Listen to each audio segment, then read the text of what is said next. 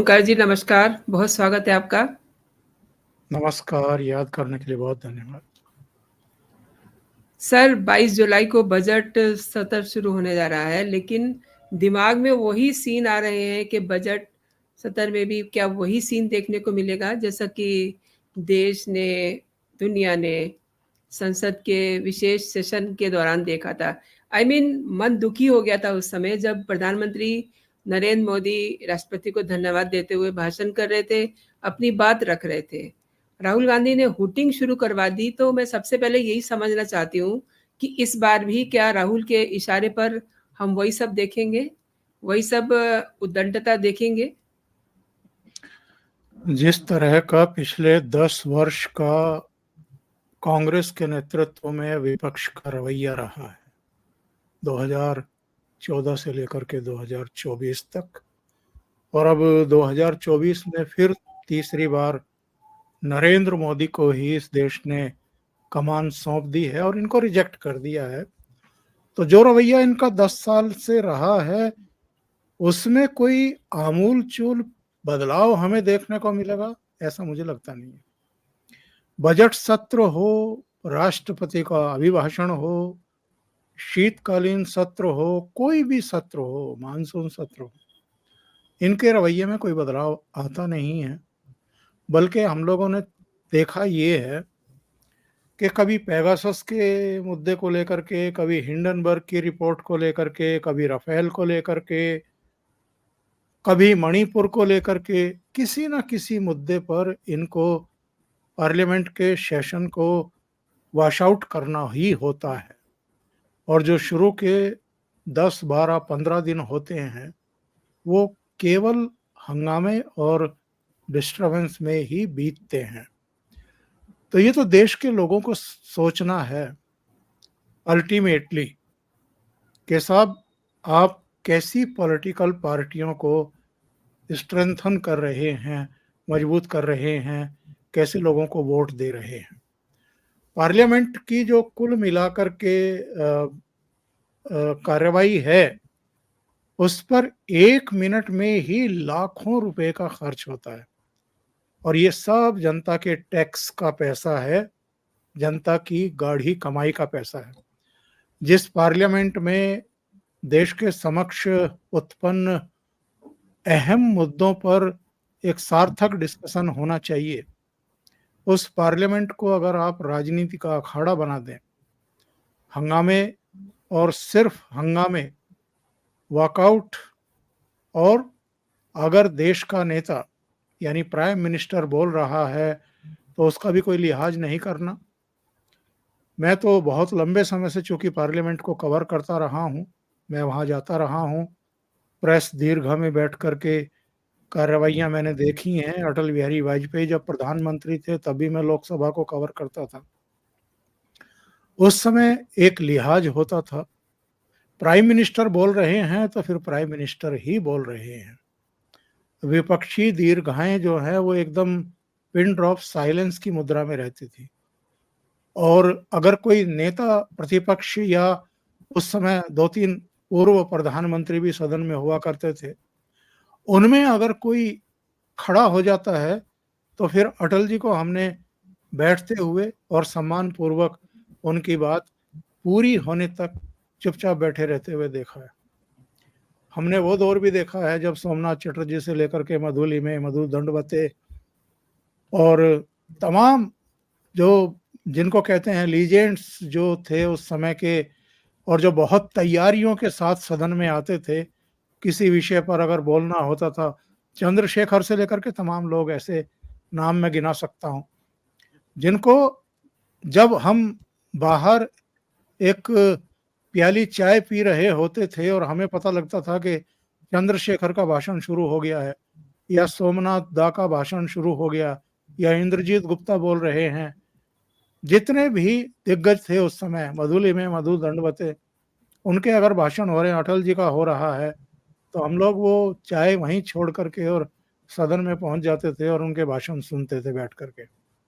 आज क्या एक भी किसी नेता का भाषण आपको याद है कि उसने एक यादगार किसी सब्जेक्ट पर बहुत तैयारी के साथ आकर के भाषण दिया हो। तो पार्लियामेंट का जो ये अधोपतन हुआ है, जो एक तरीके से उसको अ, राजनीतिक अखाड़े में तब्दील करके रख दिया है, और अपने गोल करने के लिए जिस तरीके से बहुत छोटे-छोटे मुद्दों को लेकर के या मुद्दों को गढ़ करके उनको डिजाइन करके जिस तरीके से वॉश आउट किया जाता है पार्लियामेंट को, ये पूरे देश के लिए बेहद शर्मनाक है। पूरे देश के लिए बहुत अफ़सोस की बात है कि अब पार्लियामेंट में गंभीर चर्चाएँ नहीं होती हैं, वाद-विवाद नहीं होते हैं। एक-दूसरे के लिए स्पेस नहीं छोड़ा गया है, एक-दूसरे का सम्मान नहीं किया जाता है, बल्कि अपमानजनक स्थितियाँ, परिस्थितियाँ पैदा की जाती हैं। सर, ये भी तो फिर सवाल है ना कि ऐसा करने वालों के खिलाफ सदन में ऐसी बेहूदगी का प्रदर्शन करने के वालों के लिए नियम बने हुए हैं, तो क्या स्पीकर उन नियमों का फ़ॉलो करेंगे भविष्य में? क्योंकि अभी जो स्पेशल सेशन था, उसमें तो हमने देखा नहीं, और बदतमीज़ी का आलम ये था कि लिटरली अगर मैं अपनी बात करूँ, तो जिस समय प्रधानमंत्री नरेंद्र मोदी बोल रहे थे और जिस तरीके से वो अपनी बात कह रहे थे और जिस तरीके से हूटिंग हो रही थी, मतलब पर्सनली मुझे रोना आ रहा था कि एक इंसान, आप उनकी उम्र देखिए, वो भाषण दे रहे हैं और ये बेहूदगी किए जा रहे हैं। तो नियम भी बने हुए हैं, उनको आप सोचते हैं कि अभी फ़ॉलो किया जाएगा भविष्य में? इसके 2-3 पहलू हैं। पहला पहलू ये है कि ये 18वीं लोकसभा के गठन के लिए स्पेशल सेशन आहूत किया गया था। जब भी लोकसभा के नए चुनाव होते हैं, तो एक परंपरा है, सांसदों के शपथ ग्रहण के लिए प्रोटेम स्पीकर बनाए जाते हैं। 2 दिन शपथ ग्रहण के लिए होते हैं, तीसरे दिन हमेशा राष्ट्रपति का अभिभाषण होता है, धन्यवाद प्रस्ताव लाया जाता है सरकार की तरफ से। पक्ष-विपक्ष के सदस्य उस पर अपनी राय रखते हैं। जो आपको ठीक लग रहा है, उसकी प्रशंसा भी होती है, जो गलत लग रहा है, उसमें तरमीम की जाती है, सुझाव भी दिए जाते हैं, असहमतियाँ भी होती हैं, आलोचना भी होती हैं, सारी चीज़ें होती हैं, सबका स्वागत किया जाना चाहिए, डेमोक्रेसी है। और इसके बाद प्रधानमंत्री उस चर्चा का जवाब देते हैं। तो ये एक रवायत है। चूँकि ये स्पेशल सेशन था, पहला सेशन था नई चुनी हुई लोकसभा का, ऐसे में स्पीकर भी, सरकार भी, सबका मन ये होता है कि शुरुआत ज़रा ऐसी नहीं हो कि साहब ये खबरें मीडिया में आएँ या देश-विदेश में जाएँ कि साहब इतने मेंबर ऑफ पार्लियामेंट को सस्पेंड कर दिया गया, या ये कार्रवाई कर दी गई, या मार्शल को बुला करके उठा करके बाहर फेंकवा दिया गया। तो इस तरह की अप्रिय खबरें ना जाएँ, इस तरह का कोई संदेश ना जाए। ये सेशन खत्म हो गया। जहाँ तक प्रधानमंत्री का प्रश्न है कि उनकी उम्र भी 73-74 साल है। तीसरी बार देश ने उनको प्रधानमंत्री चुना है। एक तरीके से देश ने एक हिस्ट्री क्रिएट की है 60 साल बाद। नेहरू कभी निरंतरता में 3 बार चुने गए थे, उसके बाद किसी प्रधानमंत्री को ये सौभाग्य नहीं मिला कि निरंतरता में तीसरी बार देश ने उनको अपना नेता चुना हो। नरेंद्र मोदी निश्चित रूप से न केवल भारत के भीतर बल्कि दुनिया भर में बेहद लोकप्रिय हैं, उनका बहुत सम्मान है। और अब तो जो एक ग्लोबल ऑर्डर बन गया है वो ये है कि ऐसे नेता पूरी दुनिया में अलग-अलग देशों में बहुत कम हैं, जो लगातार तीसरी बार लोकतांत्रिक तरीके से मतदान से चुने गए हों। चीन में शी जिनपिंग है काफ़ी समय से, लेकिन वहाँ तानाशाही है। रूस में पुतिन साहब हैं, वो अलग तरीके से वहाँ पर अपना वर्चस्व बनाए हुए हैं। टर्की में अर्दोगन हैं, या दूसरी जगहों पर खाड़ी के देशों में तो एक अलग ही परंपरा है। तो नरेंद्र मोदी उस लिहाज से सीनियर मोस्ट इस समय हैं। लेकिन ये एक जगजीत सिंह की गज़ल है कि साहब जग से बेहतर कभी ना बनना। तो वो जो एक गुण है कि आप इतने बेहतरीन बन जाएं कि आप लाखों दुश्मन बना लें अपने, वही स्थितियों परिस्थितियों का सामना नरेंद्र मोदी को इस समय करना पड़ रहा है। एक खानदान है इस देश में जिसको लगता है कि हम तो पैदा ही प्रधानमंत्री बनने के लिए हुए हैं और हम तो राज करने के लिए ही हमारा परिवार हुआ है। हमको इस देश की जनता 3-3 बार कैसे ठुकरा सकती है? और कांग्रेस की आजादी के बाद से जो सबसे 3 खराब हारें हुई हैं, वो 2014, 2019 और 2024 में हुई हैं, और वो भी नरेंद्र मोदी के हाथों हुई है। एक चाय वाले का लड़का, एक चाय वाले की संतान, एक राज करने वाले, अपने आप को राजे महाराजे मानने वाले और शासक मानने वाले, जिनकी ईगो और जिनकी नाक भी हमेशा 7वें आसमान पर होती है, उनको पराजित कर दे और उनकी संतान को प्रधानमंत्री ना बनने दे, यानी एक बाधा बन करके खड़े हो जाएं, इतने लोकप्रिय हो जाएं। तो ये जो नरेंद्र मोदी की बेइज्जती करते हैं, ये एक्चुअल में देश की जनता के ऊपर गुस्सा निकाल रहे हैं कि आप हमको क्यों नहीं चुन रहे हैं और इनको क्यों चुन रहे हैं। तो जैसा मैंने शुरू में कहा था, इस देश की जनता को तय करना है कि उनके जनादेश से जो परिवार इस कदर खार खाए हुए है कि वो 3-3 बार के चुने हुए प्रधानमंत्री को सम्मान देना तो छोड़ दीजिए, अपमान करने पर आमादा है। और एक उदाहरण मैं आजकल अपने प्रोग्राम्स में देता हूं। एक ब्रिटेन है, वहां भारतीय मूल के प्राइम मिनिस्टर थे ऋषि सुनक, जनवरी 2023 में बने थे। उनकी कंजर्वेटिव पार्टी चुनाव हार गई, बहुत बुरी तरीके से हारी। 650 का सदन है, हाउस ऑफ कॉमन्स, 121 सीटें मिली उनकी पार्टी को। जैसे ही ये खबर मिली, उन्होंने प्रधानमंत्री पद से इस्तीफा दे दिया। 10 डाउनिंग स्ट्रीट, जो प्रधानमंत्री का आधिकारिक आवास है लंदन में, खाली कर दिया। उन्होंने फोन मिलाया लेबर पार्टी के नेता कीर स्टारमर को, उनको बधाई दी कि आपको बहुत बधाई, आप चुनाव जीते हैं। एक तरफ ब्रिटेन है, उन्होंने देश से माफी मांगी, अपनी पार्टी से माफी मांगी कि मैं आपकी अपेक्षाओं पर खरा नहीं उतर पाया। ऋषि सुनक ने ना तो ईवीएम पर ठीकरा फोड़ा, ना मतदान की प्रक्रिया पर कोई सवाल खड़े किए, ना वहां के चुनाव आयोग को भला बुरा कहा, ना वहां की जनता को कोसा। एक यहां है, आप तेलंगाना में चुनाव जीत जाते हैं, ईवीएम ठीक है। कर्नाटक में जीत जाते हैं, ईवीएम बिल्कुल ठीक है। हिमाचल में भी सरकार बन जाती है, अरे क्या बात है, बहुत बढ़िया ईवीएम काम कर रहा है। पश्चिम बंगाल में लगातार 2011 से तीसरी बार ममता बनर्जी चुनाव जीती, ईवीएम एकदम दुरुस्त काम कर रहे हैं। आम आदमी पार्टी पंजाब में जीत जाती है, दिल्ली में लगातार जीत रही है, ईवीएम बहुत बढ़िया काम कर रही है।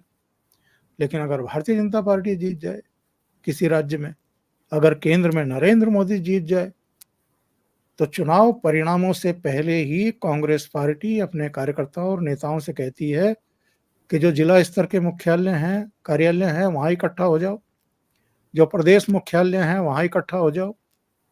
यानी अगर आपकी अपेक्षाओं के अनुरूप नतीजे ना आए तो सड़कों पर उतर करके गदर फैलाओ।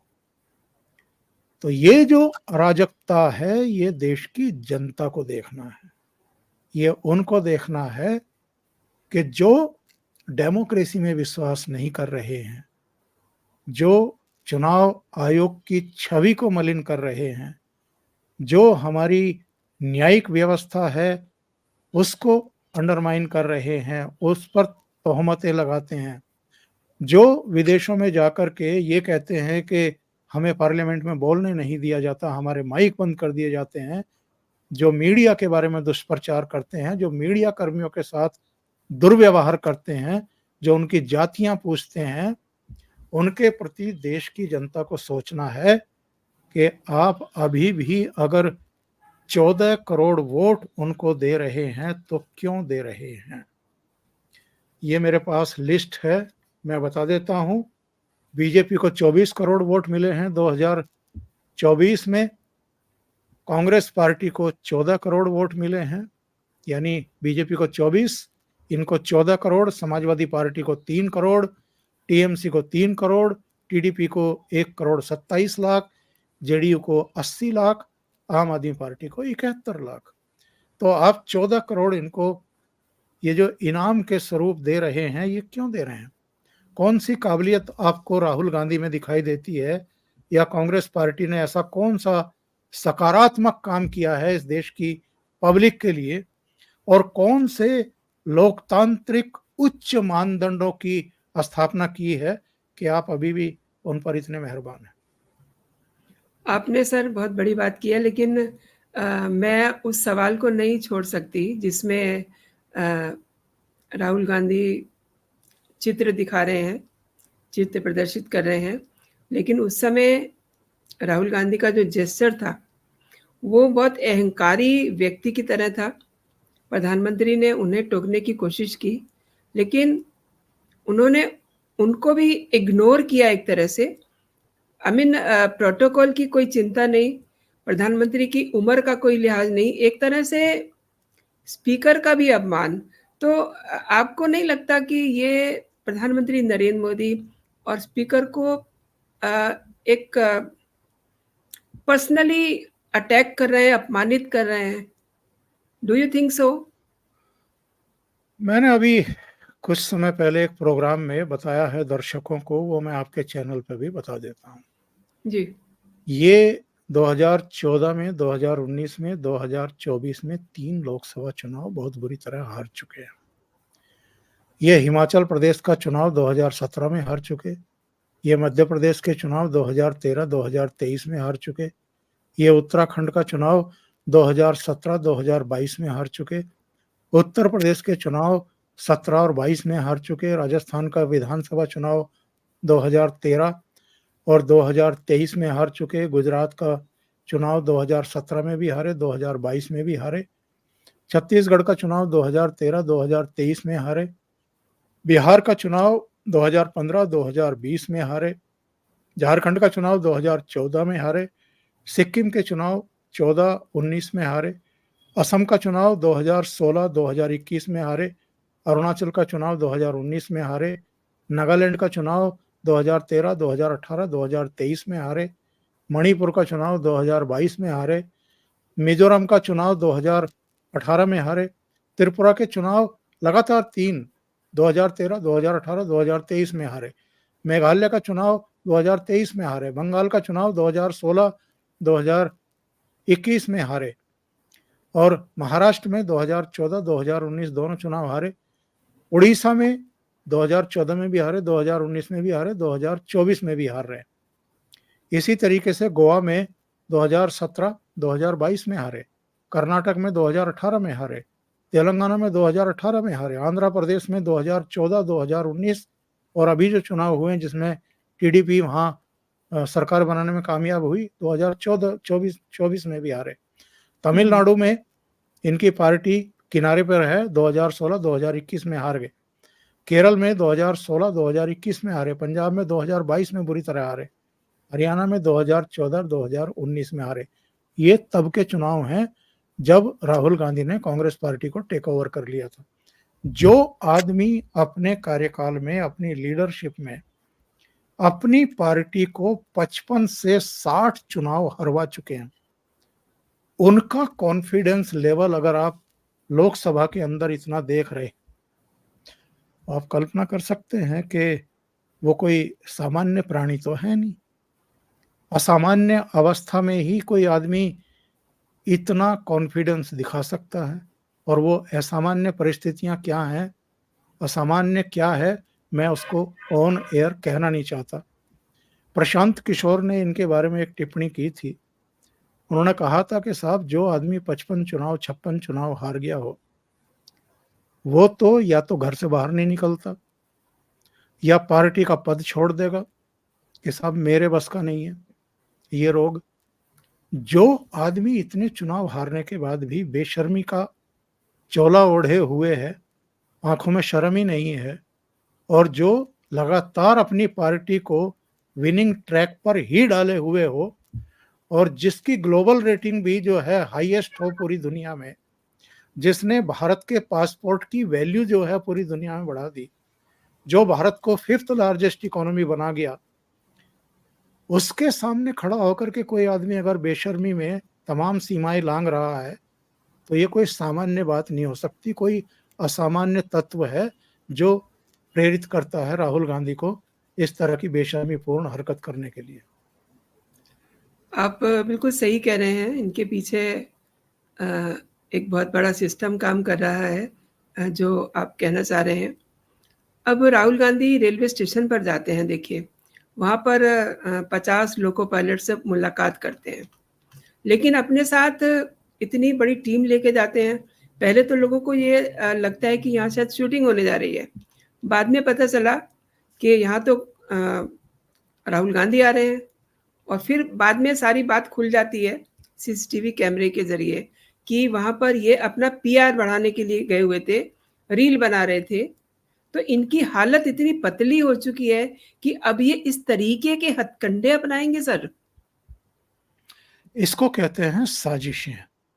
जी, उत्तर रेलवे के जो प्रवक्ता हैं, उन्होंने स्पष्ट तौर पर कहा है कि जितने भी सो कॉल्ड लोको पायलट थे, वो हमारे नहीं हैं। वो फर्जी लोको पायलट थे या कोई बाहर से बुलाए गए हैं, यानी उत्तर रेलवे के तो नहीं थे। कहीं और से बुलाए गए होंगे, मंगाए गए होंगे शूटिंग करने के लिए। और चूंकि जो पश्चिम बंगाल में ट्रेन दुर्घटना हुई थी, उसको लेकर के कांग्रेस ने बड़े मुद्दे बनाए थे, और ये जो बजट सेशन है उसमें फिर से रेल दुर्घटना को उछालना चाहते हैं, सदन को रोकना चाहते हैं। इसलिए उससे पहले कुछ कुछ मुद्दों को लेकर के शूट करवा रहे हैं। 8-8 कैमरा पर्सन को लेकर के पहुंचते हैं और उनको जो है शूट करके और उनको उचित समय पर वो सारी रील जारी करके, वीडियो जारी करके ये एक माहौल बनाने की चेष्टा करेंगे। जैसे मणिपुर में महिलाओं के साथ जो दुराचार हुआ था, यौनाचार हुआ था, जिनको नग्न करके घुमाया गया था, रेप किया गया था उनके साथ में, 70 दिन तक इन्होंने उसकी वीडियो को दबाए रखा, छुपाए रखा। और जैसे ही लोकसभा का सेशन शुरू होने वाला था, उससे ठीक एक दिन पहले वो वीडियो सामने लेकर के आए थे। बीबीसी की डॉक्यूमेंट्री हो, हिंडनबर्ग की रिपोर्ट हो, पेगासस का मामला हो, राफेल हो, ऐसे बहुत सारे मुद्दे ये पार्लियामेंट सेशन के ठीक 1 या 2 दिन पहले जारी करवाते हैं और उनको सामने लेकर के आते हैं। इसलिए मैं कह रहा हूं कि ये साजिश है, और साजिश का चूंकि भंडाफोड़ हो चुका है, लोगों को पता चल चुका है कि ये क्या-क्या तैयारियां करते हैं, किस तरह करते हैं। विदेशों में भी जाते हैं तो एक टूल किट जो है तैयार करवाते हैं, फिर उसका कैसे वितरण होता है, फिर कैसे वो इकोसिस्टम वाले सारे मिलकर के हुआ करना शुरू करते हैं। जैसे आप किसी गांव में रुकिए रात को, तो आपको पता लगता है कि रात को अचानक एक गीदड़ बोलना शुरू करता है और फिर उसकी आवाज में आवाज मिला करके कई दूसरे गीदड़ शुरू होते हैं। तो वो वातावरण ये क्रिएट कर रहे हैं। इसमें ये कितने कामयाब होंगे, कितने नहीं होंगे, कई बार मुझे लगता है कि कामयाब हो रहे हैं, क्योंकि 14 करोड़ वोट फिर भी मिल रहे हैं। 2019 में भी इनको 11 करोड़ वोट मिले थे इस देश में। तो लेकिन देश की अधिसंख्य जो आबादी है, वो आज भी ये समझती है कि ये आदमी देश की कमान संभालने के लायक तो बिल्कुल नहीं है। और जी, यही वजह है, प्रधानमंत्री नरेंद्र मोदी ने जो अपना उद्बोधन किया है दोनों सदनों में, उनमें कांग्रेस को परजीवी करार दिया। उसकी वजह यह है कि कांग्रेस पार्टी की अपनी जो हैसियत या औकात है, वो तो 2014 और 2019 में तय हो गई थी। इस बार जो कुछ सीटें मिली हैं, उसकी वजह यह है कि एक इंडिया अलायंस बनाया गया। नरेंद्र मोदी को किसी भी कीमत पर ये लोग रोकना चाहते थे। रोकना भी क्यों चाहते थे? क्योंकि जो वंशवादी आधारित पार्टियां हैं, उनके अस्तित्व पर ही खतरा पैदा हो गया। इनमें से अधिकांश भ्रष्टाचारवादी भी हैं, जिन्होंने बहुत मोटे मोटे भ्रष्टाचार और घोटाले किए हुए हैं। इनमें से बहुत सारे लोग जो हैं इस बीच गिरफ्तार भी हुए हैं और जो जेलों की रोटियां तोड़ रहे हैं आजकल। तो इन लोगों को लगा कि अगर यार नरेंद्र मोदी को तीसरी बार भी नहीं रोका गया तो ये तो घुस भर देंगे, ये किसी को छोड़ेंगे नहीं। जिन्होंने भ्रष्टाचार किया है उनको गिरफ्तार भी करवाएंगे, हलक में हाथ दे करके वो सारा जितना खाया हुआ है वो भी निकालेंगे। और अब तो वो कह रहे हैं कि मैं पब्लिक में बांटूंगा जितना भी आपने भ्रष्टाचार कर रखा है, घोटाला किया है। तो ये सारे इकट्ठा हो गए और कुछ प्रदेशों में परजीवी नाम इसलिए दिया प्राइम मिनिस्टर ने कि ये दूसरों के कंधों पर सवार होकर के या दूसरों का भोजन खा करके अपना जो उदर पूर्ति है वो कर रहे हैं। कुछ कुछ राज्यों में इनको कामयाबी मिल गई। उत्तर प्रदेश में जहां अमेठी के बाद रायबरेली भी हारने के चांसेस थे, वहां भी 6 सीटें मिल गई समाजवादी पार्टी के कंधे पर सवार होकर के। इसी तरह अलग अलग राज्यों में कुछ कामयाबियां मिली हैं।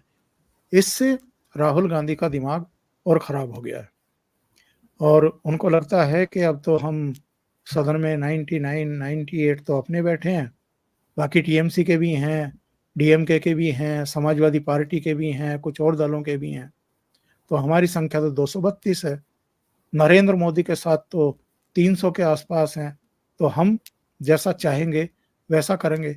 इनकी एक प्रवक्ता है, उन्होंने कहा था कि पेटियां बांध लीजिए, सदन का मौसम बदलने वाला है। अब ऐसा नहीं होगा जैसा स्पीकर चाहेंगे या जैसा प्राइम मिनिस्टर चाहेंगे, अब वैसा होगा जैसा हम लोग चाहेंगे। तो देखेंगे, बजट सत्र आ रहा है। दुनिया का कोई देश ऐसा नहीं है, दुनिया की कोई ऐसी पार्लियामेंट नहीं है जो बजट सत्र में भी कामकाज ना करे और देश की जो ज़रूरतें हैं, जो अलग अलग मंत्रालयों के बजट एलोकेशन होते हैं, पैसा जारी करना होता है। और ये तो वैसे भी चुनावी साल था, तो जो लेखा अनुदान मांगे उन पर अभी तक मंत्रालय चल रहे थे, राज्य सरकारें चल रही थी। अब तुरंत उनको अगर बजट एलोकेशन नहीं हुआ तो बड़ी दिक्कतें होंगी। तो बजट सत्र में अगर इन्होंने हंगामे किए तो मुझे लगता है कि देश इन चीज़ों को कभी बर्दाश्त करेगा नहीं और माफ़ करेगा नहीं। सर, एक चीज़ और समझना चाहती हूँ कि मतलब इन्होंने निजता की सारी हदें पार कर दी हैं। राहुल गांधी किसके इशारे पे सेना को बदनाम कर रहे हैं? मतलब झूठ बेनकाब हो चुका है। अग्निवीर अजय के परिवार को 1 करोड़ का मुआवज़ा मिल चुका है, फिर ये ड्रामा क्यों? इन्होंने कौन सा ऐसा क्षेत्र छोड़ा है जिस पर इन्होंने हंगामे नहीं किए हैं या झूठ नहीं बोले हैं? और झूठ के बल पर ही तो ये राजनीति कर रहे हैं, और तो कोई मुद्दा बचा नहीं है इनके लिए। और नरेंद्र मोदी ने छोड़ा भी नहीं है। वो लगातार गरीब गुरबा से लेकर के हर वर्ग के लिए काम भी कर रहे हैं। इंफ्रास्ट्रक्चर के मोर्चे पर देख लीजिए, या अलग अलग देशों में जो हमारे नागरिक रह रहे हैं, जिस पोजीशन में आज वो हैं, वो देख लीजिए, उनका कंट्रीब्यूशन देख लीजिए। तो बहुत सारे ये सब फैब्रिकेटेड ऐसे मुद्दे हैं जिन पर ये झूठ बोल करके या आधे अधूरे असत्य बोल करके ये एक कसीदगी पैदा करना चाहते हैं, एक माहौल खराब करना चाहते हैं। और सेना को मुद्दा इसलिए बनाना चाहते हैं कि सेना बहुत सालों से 1 रैंक 1 पेंशन की मांग कर रही थी, और जब इनकी 10 साल तक सरकार थी मनमोहन सिंह के नेतृत्व में, तो मनमोहन सिंह ने ये कह दिया था कि ये व्यवहारिक ही नहीं है, हमारे पास इतना पैसा ही नहीं है। तो भैया नरेंद्र मोदी ने आते ही उसको कैसे लागू कर दिया। और आप सैनिकों के परिवारों से बात करिए, वो इतने खुश हैं, उनके इतने पेंशन बढ़ गई हैं कि अब उनको ना कर्ज लेने की ज़रूरत पड़ती है, ना दूसरों का मुँह ताकना पड़ता है। तो ये चीज़ें कैसे बर्दाश्त कर सकते हैं? ये तो कोई भी ऐसा एक मुद्दा मिल जाए, जहाँ किसी वीर गति को प्राप्त हुए सैनिक के परिवार में कोई एक सदस्य गलत बयानी कर दे, तो ये उसको किस तरीके से लेकर के उड़ सकते हैं और उसको किस तरीके से मुद्दा बना करके सरकार को बदनाम करने की कोशिश कर सकते हैं, वो पूरे देश ने देखा है। लेकिन ये चीज़ें चलेंगी नहीं, चल नहीं सकती हैं, झूठ के पाँव नहीं होते हैं, बहुत जल्दी दम तोड़ता है। सच सच ही रहता है, वो घटता बढ़ता नहीं। अब देखिए ना, हाथरस की जो घटना है उस पर भी कह रहे हैं कि मुआवज़ा जो है बढ़ाया जाए, चिट्ठी लिख दी है योगी जी को। हर हाँ, तो चीज़ में नाक घुसाते हैं। इनको कुछ करना नहीं है ना, इनको रायता फैलाना है। तो इसी तरीके से जो पीड़ित परिवार हैं, उनमें किसी तरीके से हमदर्दी हासिल करो कि भई देखो, मुआवज़ा बढ़ाने की बात कर दी राहुल गांधी ने। लेकिन इनके जो दूसरे संगी साथी हैं, अखिलेश यादव, वो तो चुप्पी साधे हुए हैं इस पूरे बिल्कुल, प्रकरण पर।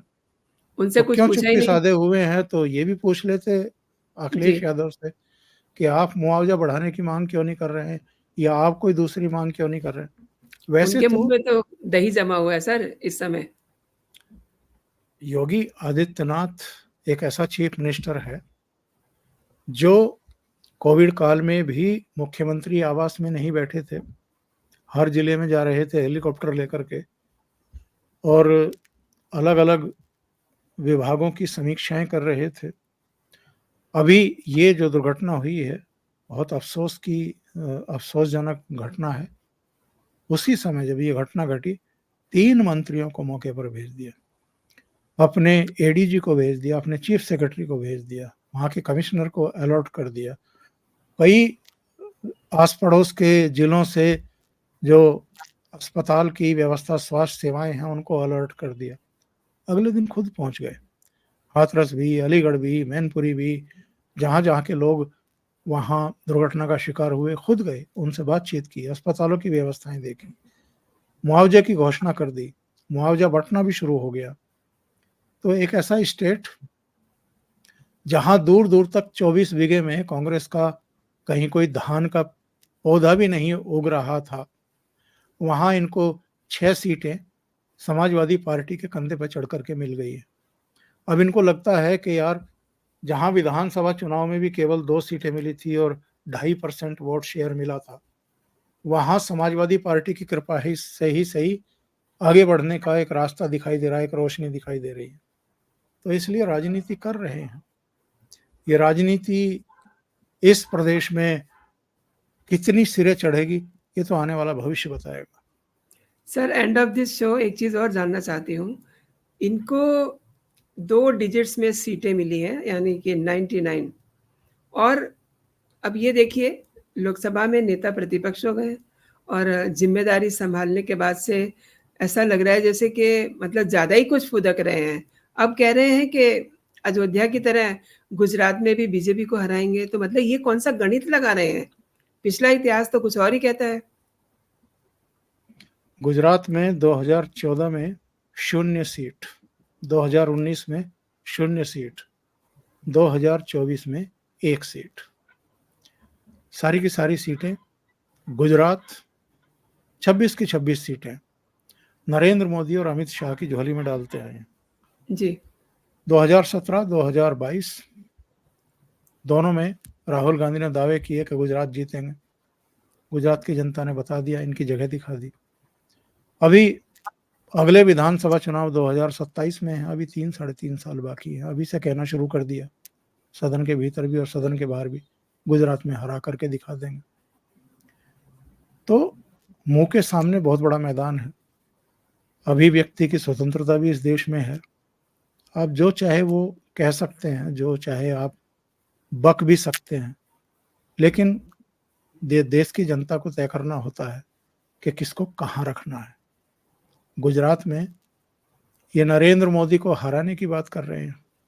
शायद इस गलतफहमी की वजह से कि साहब उत्तर प्रदेश में समाजवादी पार्टी की 37 सीटें आ गई, हमारी 6 सीटें यानी 80 में से 43 सीटें हमने जीत ली, तो पता नहीं हम अब गुजरात में और बाकी प्रदेशों में क्या कर देंगे। सारे प्रदेशों का हाल देखिए, किन-किन प्रदेशों में कितनी-कितनी बार हार चुके हैं। कहने को आप कुछ भी कहिए, लेकिन ज़मीन पर आप कहाँ हैं, ये आपको भी पता है और देश को भी पता है। सर आपने मेरे दर्शकों को बेहतरीन जानकारी दी और मेरे शो के लिए समय निकाला। बहुत-बहुत धन्यवाद आपका। बहुत नमस्कार। धन्यवाद। नमस्कार। जय हिंद, जय भारत। जय हिंद।